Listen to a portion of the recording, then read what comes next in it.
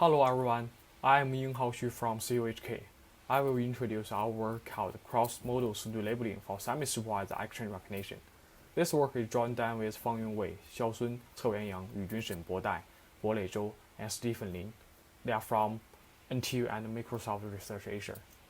For the semi-supervised video understanding, we should know the setting. So the first question is, what do we have? Under the semi setting, we only have limited annotated videos and large amounts of unlabeled videos. But there are so many unlabeled videos uploaded to YouTube every day, so leveraging such unlabeled videos could be beneficial for action recognition. There are two common solutions to solve the semi-supervised action recognition. The first paradigm is they firstly pre-train on the unlabeled videos and then fine-tune the models with the labeled data. There exists a misalignment between pre-trained task and the downstream task. Another is the pseudo labeling. They first train a model on labeled data and then use it to predict the unlabeled videos.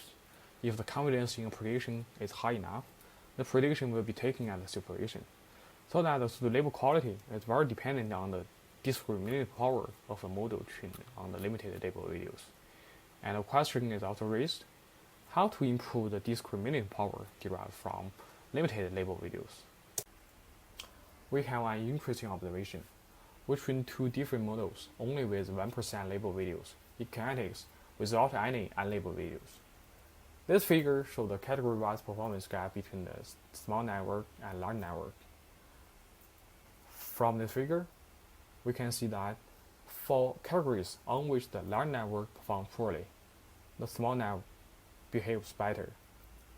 Concretely, the small network tends to perform well on classes with stronger temporal dynamics, such as swinging legs, while the large network better recognizes actions mainly categorized by spatial information. So, the question is raised, can we use the small network to improve the discriminative power of a large network? This is the framework of CVPR. Given an unlabeled video, we have two models, one called primary and the other is auxiliary. They make independent predictions on weakly augmented data. The predicted results are used to produce a pseudo label for their sibling, where it is used as supervision for strongly augmented version. SG stands for the stop grading operation. As shown in the figure, the pseudo labels are provided in cross-teaching manner between the primary network and the auxiliary network. For implementation, we will adopt two temporal augmentation strategies for better performance. The first one is different temporal location. We control the augmentation strength while an adjustable time offset TS. And another at different frame rates. We use the slow frame rate for primary network, and the auxiliary network receives clips with fast frame rates as input. It is the experimental results as shown in the table. We can see that CVPR still outperforms fixed match with so fast. It showed it is the auxiliary supervision that matters, not the inclusion of the lightweight auxiliary network. And our CVPR can achieve state-of-the-art performance only using RGB modality. We also conduct many studies on the auxiliary architecture.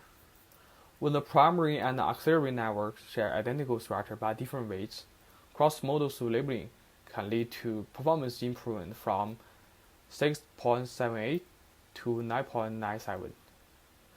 No matter which factor depth of assay strength, substantial gains are obtained. And we find that decreased widths can obtain the best performance. So we choose the 3D restart 1/4 at the auxiliary network. We also do analysis of the improvements of our models. Firstly, we plot the ratio of correct pseudo labels during training. The correct pseudo label ratio can measure the pseudo label quality. Our CVPR is shown to more effectively provide high-quality pseudo labels than fixed match. Besides, we also show the training curve of the pseudo label accuracy on the subset which auxiliary network works well. Compared to the same architecture learned with fixed match, the backbone network produced better estimation. It showed that the auxiliary network could provide the complementary information to enhance the primary. In this work, we propose a cross-modal pseudo labeling for semi-supervised action recognition. You can check our homepage with link and barcode. Many thanks.